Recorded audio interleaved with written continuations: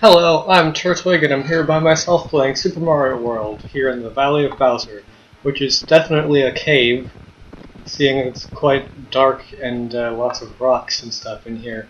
But there also seem to be several large buildings. Like, maybe this is less of a cave and more of just an entire, like, underground structure sort of thing. Yeah, see these moles? It's more proof of that. You know, the underground mole people thing?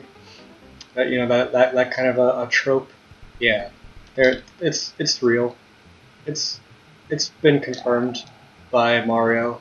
Mario, the top leading scientist in mole people research. Mario could probably do a lot of different kinds of research, really, considering all the different places that he's been, all the different places that Bowser sends him around to try and get to him to rescue the princess. It's like he's definitely Mario's definitely been around enough to. I mean, he's an explorer. Like well, I don't know if he's necessarily an explorer. He's definitely an adventurer. He goes into dangerous situations that other people, probably wouldn't want to do. But I don't necessarily think I would say that he is an explorer, because we don't know if the places he's been are, like, new or not. In fact, it's more likely that most of the places he goes are not new, because Bowser, like, sets up stuff in his way, All these blocks, like, well, Bowser probably didn't put the blocks there, because the blocks help Mario, and Bowser wouldn't want to put anything that would help Mario here. So the blocks are possibly a natural formation.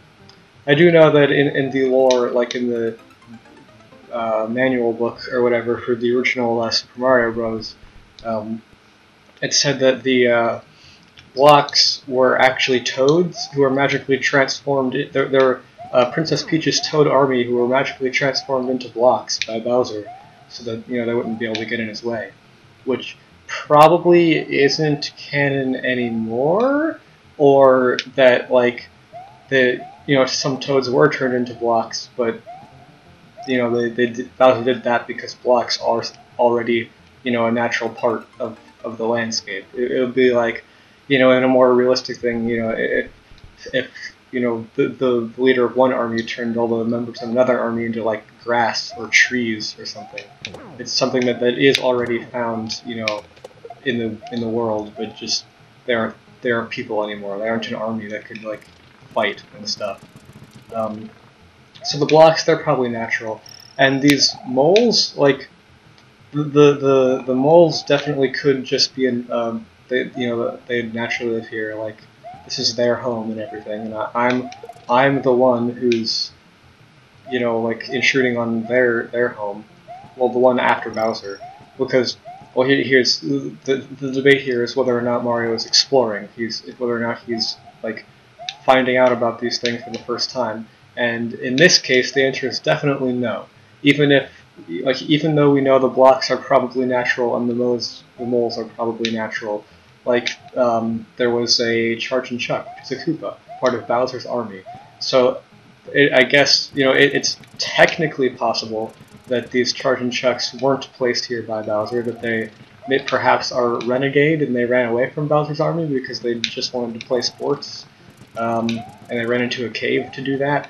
That's extremely unlikely, seeing as this cave is very near to Bowser's castle in this game, about Bowser's Dinosaur Island version of his castle, and the fact that the Charging Chucks, they are like clearly actively trying to hurt Mario. They're running towards him and everything.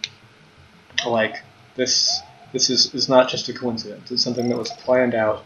It's something that like they wouldn't just be doing for fun. They like doing sports. They're probably pretty good at them, but in this case they're using their natural sports abilities against Mario. They're not just using them in a way that coincidentally causes Mario to be in the way of danger. They're purposefully attempting to harm Mario. so that Bowser's plans can come to fruition and he'll never rescue the princess or anything. But Mario, thanks to me, avoided all that and got to the end of the level. You're welcome, Mario. That's the end of that part. Well, that's the end of that level. Which means it's pretty much the end of the video as soon as the path to the next level opens up. And here we are, we'll be going to the Valley of Bowser 2 next time.